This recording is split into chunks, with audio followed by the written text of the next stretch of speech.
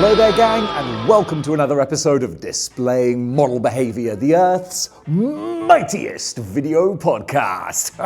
Had a little bit of extra pep in my step there. That's what happens when I can do this while standing up. A little bit more animated now. Gang, there's a whole bunch of news to talk about, and we're going to talk about it. But what I'm going to do is I'm going to put the action figure news at the end of the episode. So if you just want to see that, if you just come here for the plastic goodness that we all love, then you can go to the timestamp in the description right there and just skip on over. In the meantime though, there's a whole bunch of stuff regarding comic books, movies, video games, all sorts and all points in between.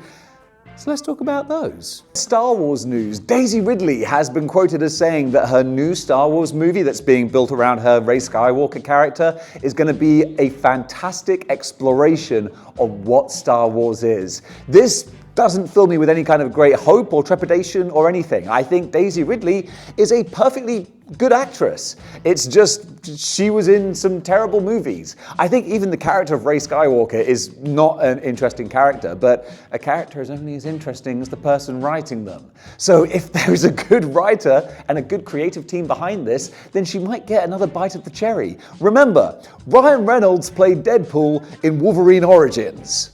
So we all deserve second chances. So I'm hoping this will be good. I don't think it will be. I think it's probably going to be terrible. But I'm always going to hold out hope. Because nothing would please me more than to have this movie come out and I got to make a video saying, guys, Star Wars is back, baby. But I've just not been shown anything that leads me to think that's going to be the case. But prove me wrong, Disney. Prove me wrong. The trailer is out. Revealed via Pepsi commercial, we are getting our first real up-close looks at the Madam Web superhero costumes. This looks terrible. I hate being negative Nancy, but it does. The movie trailer, it looks bad. It looks really bad. It looks like it was like a Final Destination movie that came out in 2001 or something. It looks really dark and desaturated. All the character designs look like just AI-generated costumes. Did I say it looks bad? It doesn't look good. It looks the opposite of good. It looks bad. And that's what this movie looks like. So I want to be surprised. I want this to come out and people go, haha, Dave, you said this was going to suck. And look at it now. It's uniting the world in the glory that it is. Don't think that's going to be the case. And they got like little weird costume things like the Julia Carpenter. Is it Julia Carpenter? The Spider-Woman costume has like weird gaps in the mask. So it looks like she literally has a pair of knickers on her face. Like, what is this? And again, it's those little lines that make it looks like an AI-generated costume. If someone just showed that to me out of the blue, I'd be like, that's not a real movie. That's something someone just typed Spider-Woman movie into an AI machine. It just went, there you go, that's what that is. I don't have high hopes. I wish nothing but the best for everyone involved, because there's a lot of talented people, talented actors and actresses. There's good stuff in there, but looking at that trailer, I was just like, state of your trailer, mate. Sony, stop trying to make the Spider-Verse a thing. We thought you were bluffing, all right? We thought you were bluffing when you said you were going to make a Madam Web movie, but here we are. How wrong we were. You did it, Sony. Congratulations, you did it. Andor director Tony Haynes is going to be making a Star Trek movie set in the J.J. Abrams universe, but set decades before his story starts. So interesting that they're sticking with this, but they're going back in time. I've always been a casual Star Trek fan. I'm more of a Star Trek appreciator. And I thought the J.J. Abrams movies, I saw the first one and the third one. I didn't see Wrath of Khan. That seemed like a bit of a misfire. But I kind of like what they're doing. So staying in this universe, but getting the director of Andor, which is one of the better things that Disney have done with the Star Wars license, I'm down with that. If it has the same kind of character nuances that Andor had, where you got your good guys and your bad guys, but the bad guys are kind of good and the good guys are kind of bad, and there's actual human nuances to the characters, that was the best thing about Andor. Unfortunately, I thought the story of Andor was a bit of a slog. I got kind of bored by the last couple of episodes. I was like, okay, are we done yet? But the actual human interaction, that was great. So if we get more of that in Star Trek, I'll be interested to see it. Ghostbusters Frozen Empire is revealing more and more from the new movie, and everything I see, it just wins me over. We got 2 Empire magazine covers. Do people still buy magazines? I guess they do, because Empire, they're rolling along, and we've got one with the classic Ghostbusters, along with Janine on there as well, wearing a Ghostbusters uniform. And being a big Ghostbusters nerd, that just gets me thinking, okay, what's the story here? I really hope they go into it. Is this a new costume that they've made for her for this Frozen Empire adventure? Or did Janine used to be a Ghostbuster? After the second movie, did she actually become a card-carrying, proton pack-wearing Ghostbuster? I want to hear all the backstory that led to this image. That's got the creative juices flowing. And then we got the other cover with the new generation of Ghostbusters. And just the very concept of a new generation of Ghostbusters, like it sounds like, this ain't gonna work. But you know what? I dare say it has. Already, after that first movie, I thought, okay, Paul Rudd, the lady, Egon's kid, the boy, like, yeah, these are likable characters. And I think the reason that they work is at no point did the movie try to go, hey, those old Ghostbusters you like, oh, they're rubbish, you don't like those anymore. These are the new good ones. No, they never did that. Because that's always the worst thing. That's what makes you not like a new version. When a corporation tries to say, hey, that thing you love, nah, it's rubbish, buy this new one. Whereas Ghostbusters was like, hey, you know those old ones? Yeah, we love them. They're here as well. And guess what? We got some new people too. They're all going to work together and be awesome. Frozen Empire, that is a big, big one that I'm looking forward to this year. David Ayer, the director of a big bit of news for me, being a horror fan. 28 days later and 28 weeks later, they're now getting the third part of the inevitable trilogy. 28 years later, the writer and director team of Danny Boyle and insert name of person who I can't remember here are coming back together to finally wrap up this amazing trilogy. 28 days later, genuinely one of the greatest, most terrifying, action-packed, horrifying zombie movies ever made. I absolutely adore it. I cannot stress my love for that movie. There's very few horror movies that will put me in a sense where I'm desperate for the characters to survive and be okay. Because normally when you're watching a horror movie, like, whatever awful things happen to the protagonist, who cares, it's just a movie. Whereas genuinely, at the end of 28 days, I was like, oh, please, just like something, like someone get them out of this. That's a really amazing feeling, because I love horror movies, but I've seen so many, like, it doesn't even touch the sides no more. Then 28 weeks later had some great stuff in there. It wasn't as good, but it had a lot of solid scenes and performances. And then we got nothing. We were all waiting for 28 months later. Never occurred. And now, almost actually 28 years later, not quite, I think it's about 22, 23 years later, we're getting the final proper follow-up. This has me so pumped. Because in the first 2 movies, the zombie contagion was limited to the UK. And then at the end of the second one, well, I don't want to spoil anything, but the third one, it's going to be a whopper, I hope. So no word on when it's going to come out, when it's expected, but just the fact that it's happening, that's some good news right there. We're only midway through January, and already there is a potential Game of the Year contender, at least for me. I love my 2D platformers. My fast twitch platformers, that's always going to be where I excel in my gaming. And Prince-of-Persia, whew, that just came out of nowhere. I didn't even know that there was going to be a new Prince-of-Persia 2D game, and then it just drops. Boom, you're looking for this? And generally, scores across the board are very, very positive.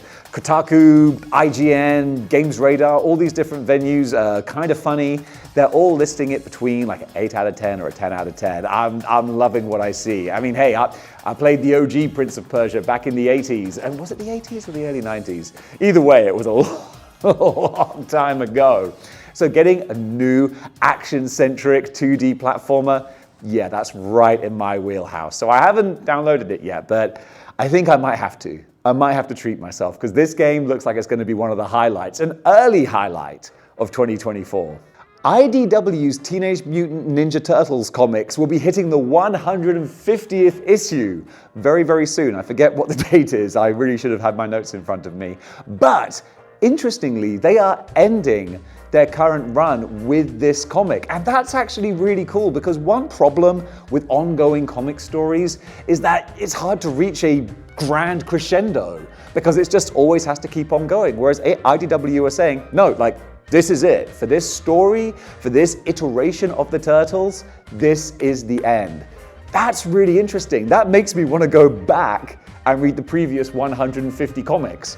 Maybe I will do, because I've heard nothing but good things. And some of the stuff that I've seen from different artwork that's been shared, new versions of characters, like, it looks dark and cosmic and weird. And I'm like, ooh, you're hitting all the right spots. So I might do that. I might have 150 issues of reading in my future. And also, the wraparound cover featuring a countless number of characters that have appeared in the show, I love that. I love a big ensemble image, and that's exactly what this is. IDW have also said, of course, they ain't gonna kill their golden goose. There's gonna be a new Turtles series launching shortly thereafter. But for the current one, it's gonna wrap up, and I hope they stick the landing, because, yeah, I think I'm going to go back and start reading these. Marvel Comics are shaking up their Ghostbuster comic with a new Spirit of Vengeance host. I was going to say a new Spirit of Vengeance. No. New host, same great vengeful taste. This time, the Spirit of Vengeance is inhabiting a villain, one of my favorite villains actually, the Hood, Parker Robbins. So we just got some promo art, the front cover to the next issue. It looks really fun. Parker Robbins himself is a cool character, this street-level hoodlum that gets this mystical cape that gives him access to dark dimensional powers. Throw that with the Spirit of Vengeance, that's going to be a whole lot of fun. Really cool looking design. I've always got a little tertiary interest in Ghost Rider, so when they do interesting mashups and unique stories, I'm always down for that. So this one, I think I might have to check out. Granted, I'll probably wait until it's on Marvel Unlimited, but hey, I'm not made of money. At least they're going to get another reader. And hey, you grip me, and I might start buying them brand new. You never know. It does happen sometimes. This is a really fun little thing I just wanted to share. Brian Cox, who most people might recognize from Succession, and I will always remember and recognize as William Stryker from X2, he has done a video explaining Tekken lore to promote Tekken 8. That's just so stupid, it's brilliant. I love it. So you have this great Shakespearean dramatic actor with all this deep gravitas walking through CGI volcanoes, telling you about the Heihachi Zaibatsu Mishima Corporation and devil genes and people being thrown into volcanoes. It's so wonderfully bonkers. It actually made me want to buy Tekken 8. I love the lore of fighting games, but I suck at fighting games. So I was on the fence, but just seeing Brian Cox wandering through, explaining to you the lineage and the history of these characters, I'm like, I gotta get on board with this. So well done. You've sold an extra copy of Tekken 8, and guys, I recommend you go watch this because it's just a whole lot of fun. Bring on Tekken 8. I'm gonna be playing as Martial Law if he's still a character in there. It's gonna be a good time. In Marvel Legends news, there has been sort of an unofficial announcement that we're getting a Secret Wars wave this year. This is one that's going to get a lot of people excited, myself included. The kind of retro carded style of figures that we've been getting recently, those kind of harken back. Their genesis, in a lot of ways, is the original 1980s Secret Wars toy line. So going back to this, there's a lot of good potential here for just great looking figures and great nostalgic packaging, all that good kind of stuff. And already people are speculating who can be in this wave. I'm thinking about figures that we haven't had yet. Ones like Titania and Volcana. Those are two big ones that we could really benefit from. And then all the other characters are ones that we sort of do have representations of. You got your Dr. Dooms and your Monica Rambos and your Spider-Man. We've got a black costume Spider-Man already, but of course that is the storyline where he gets it, so maybe they would do a pinless one. I don't know. There's all kinds of possibilities. There's Cyclops in different costumes. There's all sorts of stuff. So the possibilities are endless. And honestly, more Marvel Legends, I'm never going to grumble about that. I'll wait until they're revealed. Then I'll find things to grumble about. But the speculation, that's always going to be good fun. All right, strap yourselves in now because this is a new segment called Dave's talking about Transformers, which is always going to be a fun roller coaster ride because Dave doesn't know Transformers very well. I love all the G1 stuff, but after that, it gets a little bit spotty. But Hasbro have released, well, they haven't released, they've revealed their, and I quote, Transformers Legacy United Titan-class Armada Universe Tidal Wave. Whew! All that in a bag of chips. Gang, look, I don't know much about Transformers, but I know what I like and I like what I see. It's a big, chunky boy. It's a freaking battleship. And that's something that I will always I'll forgive the Transformers with their size changing variations. There actually is canon to that. I think Simon Furman and various other writers have said how they have like mass shifting technology. Like that's how Megatron can turn into a gun, Soundwave can turn into a boombox, and a giant aircraft carrier can turn into still a giant robot, but not the same size. You know what I'm talking about. This guy's going to be over $200, but then again, looking at it, you get more than $200 worth of action figure, or maybe not more. You get your money's worth. That's the important thing right there. I just want everybody to get a good deal. And it looks like as far as Transformers go, this isn't too egregious. It's about what you would expect. Pre-orders are open now, and he's going to be shipping around about May of this year. So not a crazy amount of time to wait. Although now that I think about that, like May, it's like 4 months' time. By the time May comes around, we're going to be moving towards the summer. We're going to be coming into HasLab season. Dude, 2024 is going to rocket by. But if you buy this fella, then the second half of it you can enjoy with a giant Titan-class Armada, flip-de-doo, jim-de-bit, whatever the heck it's called. You can enjoy it with that guy. Mark Mayer, who is a designer for Hasbro in their Transformers line, has shown off a bunch of photos of the upcoming Cybertron versions of Transformers. So we got Wheeljack, that's the main one being focused on. And I do love the Cybertronian designs, because even as a kid, when I first started watching Transformers, I was like, why are these alien robots turning into Earth cars? Like, that doesn't make sense. What did they transform into before they came to Earth? And then the cartoon answered that. They're like, oh yeah, actually, this is what they used to look like. I watched the episodes out of order. So when I saw that, I was like, that's awesome. So the Cybertronian designs look wicked. So we got Wheeljack, Jazz, and Bumblebee at the moment. So even as a very, very casual Transformers fan, I can look at these and be like, yeah, I get it. These look really fun. Romankey X Cowl. This is an independent action figure manufacturer that make all sorts of things, but specifically what comes to my mind is their blank bodies that they do for customizers and customizing. I've got the blank female body, just looks awesome. I haven't done anything with it yet because I don't even have a thimbleful of creative ability in that regard, but I appreciate the work that goes into these things, and they've just revealed their jacked up looking male blank body, and it looks amazing.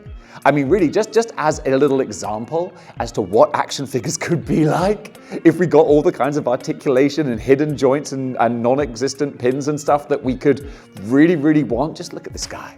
Look at the musculature. Look at the way that things align and tessellate. It's just gorgeous. So I think this is the third one they've done now, because they did the lady. They did a smaller, more athletic kind of man, and now we got this big, jacked up dude, and it just looks phenomenal. Could you imagine some of our more mainstream action figures on a buck like that, with the way that the lines all tessellate and move together and coagulate into just a beautiful looking figure to pose? It's gorgeous. Don't have any kind of release dates or anything for this yet. They're just showing off the pictures, but man, if I had pictures of myself that look this good, I'd be showing them off too. YOLO Park are being a little bit sneaky, but not. It depends on your opinion. What am I talking about? I'm talking about their Rhinox figure that is coming with weapons for Optimus Prime. This is something straight out of the Marketing 101 book, where it's like, okay, how can we encourage people to buy the extra stuff? Optimus Prime, he's the franchise, he's a given, but Rhinox, we've got to zhoosh him up a little bit more. Well, they've done that by throwing in a weapons pack for Optimus Prime. Some might see it as a bonus, some might see it as a sneaky marketing move. I don't make the news, I just report it, so that is what it is. I did think it was kind of egregious that the original YOLO Park Beast Transformers Rise of the Beasts, whatever that movie's called, that figure didn't come with his gun. Like Optimus Prime, that's like a quintessential thing. It's like John Wayne not having a cowboy hat. I thought it was conspicuous by its absence.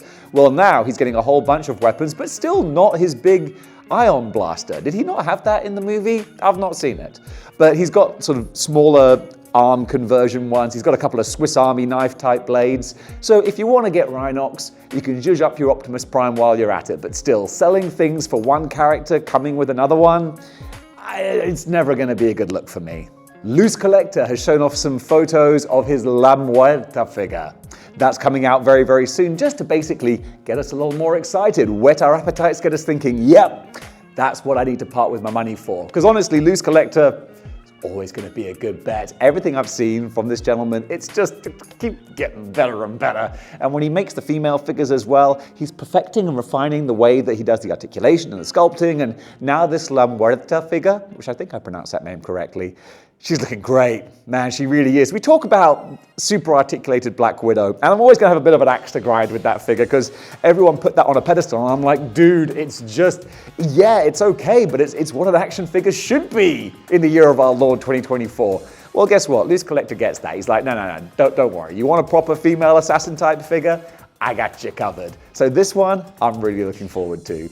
Mezco are expanding their Void Wars line, easy for me to say, with a new Gomez, this red-eyed Darth Vader Gomez, and also Omnilus Rook, who looks like the heavy, the muscle to back up the Darth Vader-y Gomez. Only problem for collectors is Darth Vader-y Gomez is already sold out. I apologize for calling him Darth Vader-y Gomez. Again, I need to invest in an auto cue so I can actually see the names of the things that I'm talking about, but you know what I'm talking about. And if you do know what I'm talking about, then you know that he's probably already sold out. In fact, he's definitely already sold out. It's waitlist only, unfortunately. And complete a-holes are already trying to scalp him on eBay, setting prices at like $500. The ultimate height of douchebaggery right there. And yeah, and also that is scalping. A lot of people will sometimes misuse the term scalping when they're talking about HasLabs and stuff. Like, oh, people are trying to scalp these HasLabs. You can't scalp a HasLab. They're going to make as many as you order. Whereas with Mezco, they don't. They make a limited number and then boom, you get them, well done. And that's it. So you absolutely can scalp those. If you're sticking them on eBay for $500, then pal, you're the worst of the worst. And if you subscribe to this channel, then go ahead and unsubscribe, all right? And if you subscribe to the Patreon, then stay there, please. And I would very much appreciate that. That would be great. And get a channel membership while you're at it. But don't watch the shows. Just give me the money, because that's all that matters, isn't it? It's all about the money. Guess what? Jesse J told us once that it's not about the money. We don't need your money. We just want to make the world dance. It's not about the price tag. Dance tag. That doesn't rhyme. She had to pronounce it, world dance. It's not about the price tag. Yeah, if you sing it with the right accent, it works.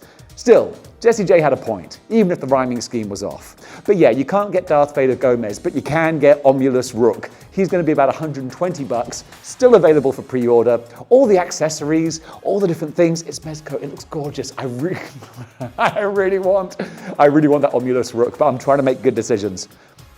I just bought Final Cut Pro to make these videos look better. I can't go splurging on Mezco figures, but if I was, he'd be one I would get. Because he would look right at home with any of your other cosmic figures, with your Kriegs, and just the possibilities are endless. So if you want him, rush out and get him before they try and scalp him as well. Unbelievable. Mezco, just make more figures. Super 7 have revealed a bunch of Dungeons and Dragons figures they're doing now. Hasbro had their bite of the cherry. That's the second time I've used that in this video.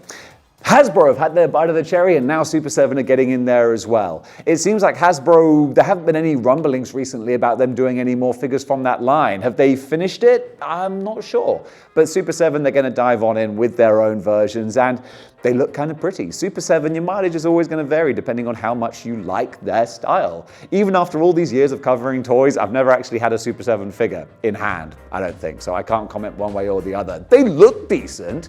I like the villain soldiers. They actually look like a lot of fun. And also, while I'm speaking of Super 7, I'll also mention the rather disappointing news that they seem to have lost the Disney license, or they have chosen not to renew it. Whatever the circumstances are, Super 7 and Disney are parting ways. So Simpsons, no more Simpsons figures. Disney classic characters, no more of those either. Apparently everything that has been solicited and put up for pre-order, those are going to be honored.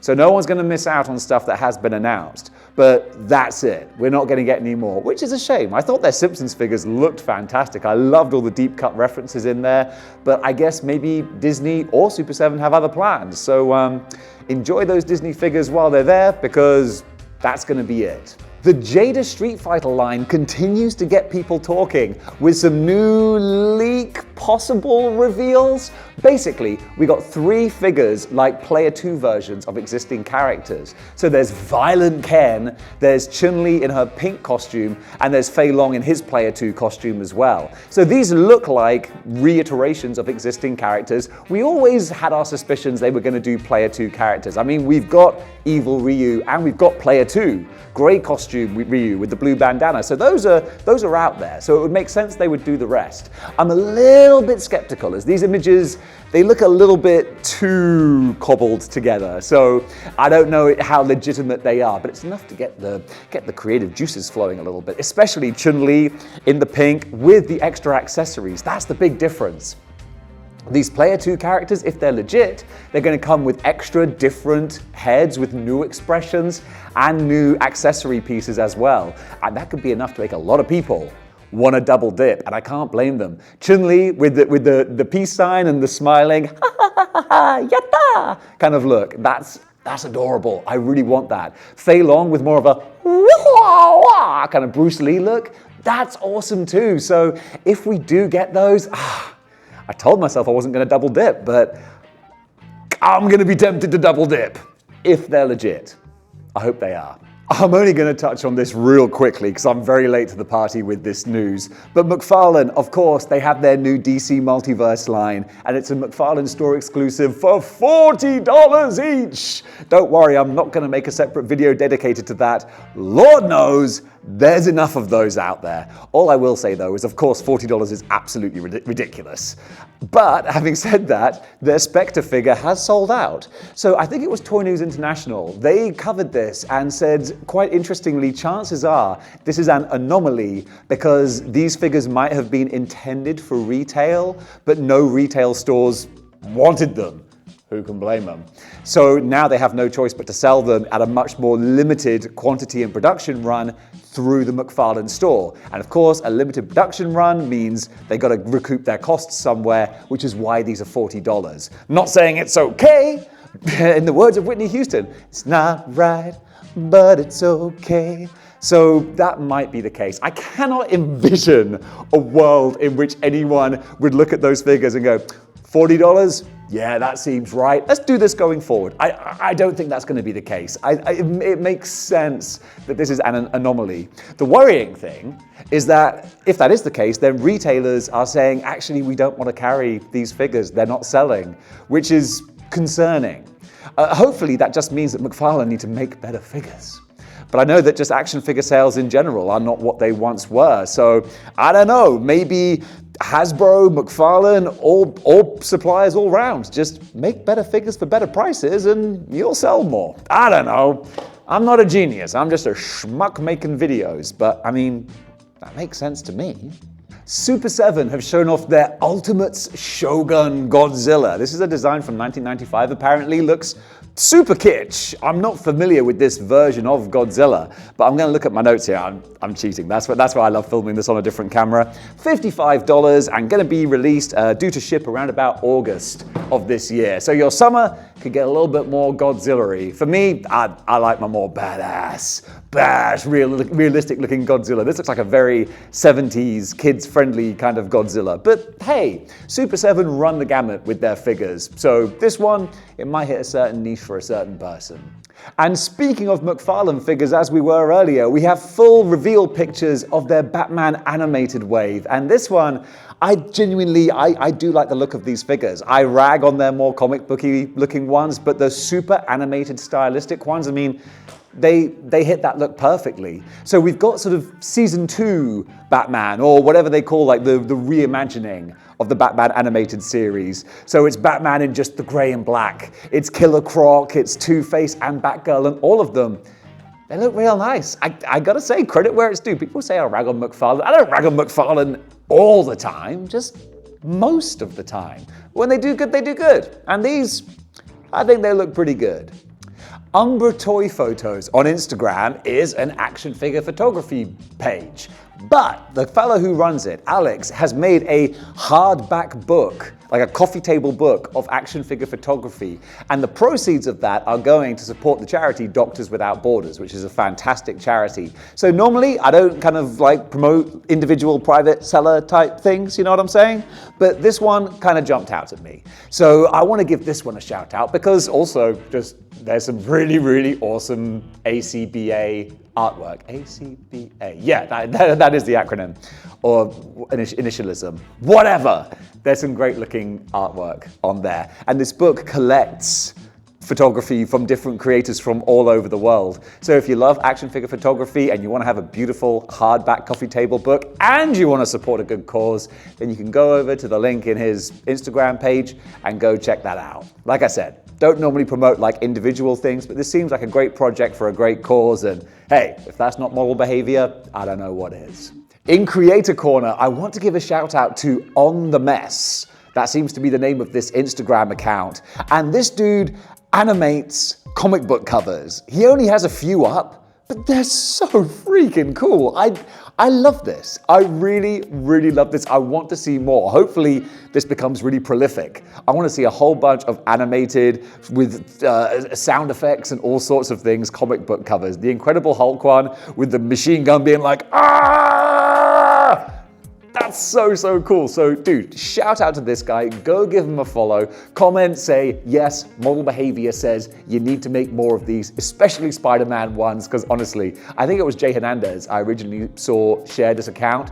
I was like, dang it, this is my new favorite thing. In Artists Corner, I'm going to shout out David Nakayama, who doesn't need too much of a shout out because he is a professional comic book artist. You know, he's doing pretty well for himself. But also, every single time I see his artwork pop up, I'm just like, oh, golly, that looks pretty. It will always catch my eye because it's so bright and vibrant, and I love the way that it's cartoony, but not overly cartoony. It's just that great comic book sort of aesthetic. I don't like comic book artists that try and go too realistic because it's like, kind of takes the fun out. I like something that's a little bit cartoony, but also realistic enough that I can still take it seriously. It's that sweet spot. That's what this dude hits. So I'd say give him a follow on Instagram. I mean, do, but more to the point, buy his comic books. Because also, y'all know me, I always appreciate a little bit of cheesecake, and this dude draws a mean Catwoman. That's all I'm gonna say. And also on the last episode, the artist I shouted out like it was all AI stuff. I didn't know, I was duped. I was hoodwinked, I was bamboozled by a whole bunch of sketch pictures, and I thought, oh, these are sketches. He's clearly an artist. And then they're like, oh no, you can AI generate sketch pictures, Dave. I was like, oh yeah. Yeah, I guess you can do, can't you?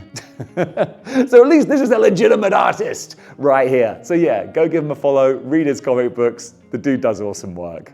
Clawbell Ranadita. I didn't pronounce that correctly at all, but that was the best I could do off the top of my head. This is the person who I'm featuring for Cosplay Corner, but I don't have an auto cue in front of me, so I can't remember how exactly you spell that name, but you can see it on the screen if you divert your eyes away from her very pretty pictures, which I will admit is not an easy thing to do because, oh my goodness, they are rather striking, especially the Cammy cosplay. I'm always going to have a special place in my heart for Cammy. 12-year-old prepubescent Dave was there when Super Street Fighter Championship Edition was released, and yeah, I was like, oh, Cammy's my new favorite thing now. Look at that 16-bit pixelated leotard. I'm okay with this. So now, 30 years later, all the cosplayers are doing Cammy, and 42-year-old Dave is like, okay, let me just I'll just eat that up like kibble.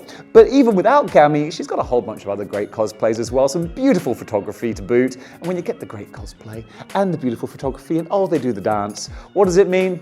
It means you're going to get featured on Model Behaviour. And honestly, if that's not the pinnacle of every cosplayer's career, quite frankly, I don't know what is.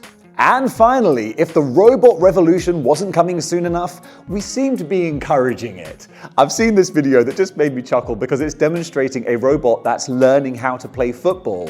And not only is it doing that, but it's learning how to play football while its owner knocks it over and it has to keep on getting back up. And I'm like, every single time the poor little robot just picks himself back off the floor and tries to kick the ball and the person just bats him over again, I'm like, just you wait, lady. When the robots take over, you would have brought this on yourself. Guys, just remember, this is going out into the interweb, so when our robot overlords do see this, remember, I was on your side the whole time, okay? I wouldn't have knocked you over. I would have just let you keep playing football. In fact, if you need someone to help round up the other humans so they can toil away in your factories, hit me up. And subscribe to the Patreon while you're at it. Hey, even in the post-apocalypse, sucker's got to make a living, am I right? And folks, that does it for Good News for today. Thank you so much for watching. What did you think about the items covered? Comment below. Let me know. And if you like what you see here and you want to see more, then you know what you gotta do. You gotta join the 6-1 clicks by clicking the like, share, and subscribe buttons. That really helps out the channel. Apparently, I don't know, it's an algorithm thing. That's what YouTube tells us anyway. Maybe it doesn't. Maybe they just enjoy seeing us sing for our supper on every video. I mean, if you do, then I hope you enjoy it, YouTube, you sick freaks. Because Lord knows I do it. So yeah, a little thumbs up, be very much appreciated. So gang, thank you for watching, and until next time, keep displaying model behavior.